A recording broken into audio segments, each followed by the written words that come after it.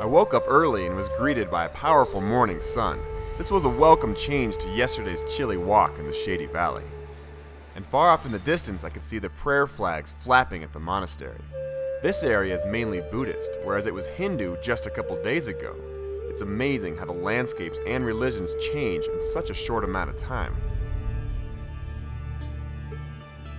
So I'm about 11,000 feet and it is one of the coldest mornings so far. I'm wearing my gloves, my other cold weather gear.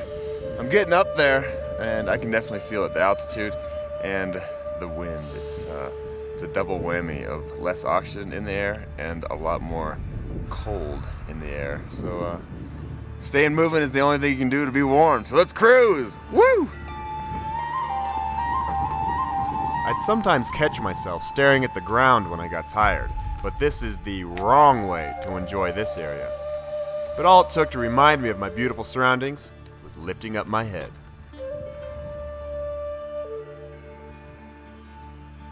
So remember how I said it was really cold this morning? Well, it's not cold anymore because I'm walking up something real steep in the sun, which feels great because I'd much rather be warm than cold. And I'm gaining some serious altitude now. If you look off to my right, there's a gigantic mountain just looming down at me. These are the moments in life where you feel alive. Woo! So when I said this is a full service trek, I meant it. This woman passed me about a half an hour ago when I was trudging up this hill.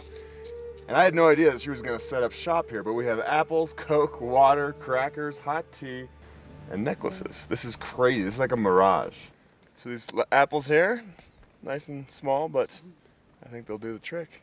Namaste. Thank you. Dhanyavad. She was curious about my camera, so I turned around the LCD so she could see herself. And you can see by her smile, she was pretty happy. Pisang jaru. Pisang jaru. Now I would like you to meet my friend, Scruffy the Pony. We had a great moment together, both drinking from the same faucet. This, however, was a horrible idea since the water was untreated and full of bacteria and later got me sick. But at the time, it was heaven to be drinking cold Himalayan runoff. After my hydration party with Scruffy, I was back on my feet and soon made it to a small village on top of the mountain. It seemed like a ghost town. Nobody was around, but the peaceful surroundings made for some quiet beauty.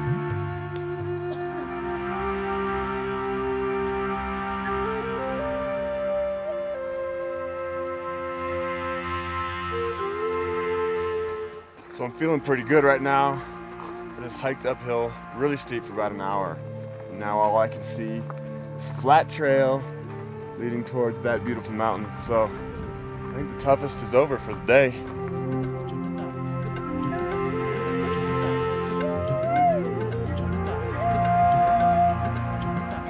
And once again, I was humbled by the physical power of the locals. I can't imagine these huge baskets of grass are lightweight. Kind of makes me feel like a wimp when I get fussy with my little backpack.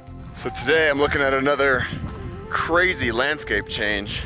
Yesterday was cold and pine forest. Today is full-on dry desert. And it's way hotter. This is probably some of the strongest sun I've ever felt. I'm walking at about 12,000 feet right now. Whew, and I gotta be mindful to drink a lot of water because with every breath I take, the dry air is taking moisture out of my body. I've already gone through 2 liters today. I didn't even drink near that yesterday. I decided to take my own advice and filled up at the nearest river. Woo! Freezing cold Himalayan water, baby! As the afternoon wore on, my body was going slower and slower. But if there's anywhere in the world to move at a slow pace, it's right here. So apparently, a prayer wheel doesn't need to be made out of copper and have some fancy writing on it. All you need is a milk can.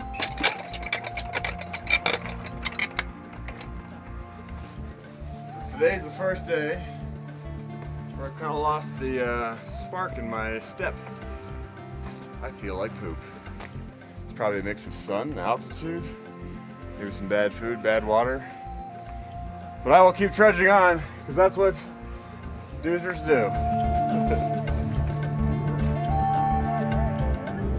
my feet full of blisters and my body running on empty, I was ready to be done. But luckily I had a rest day in front of me to look forward to.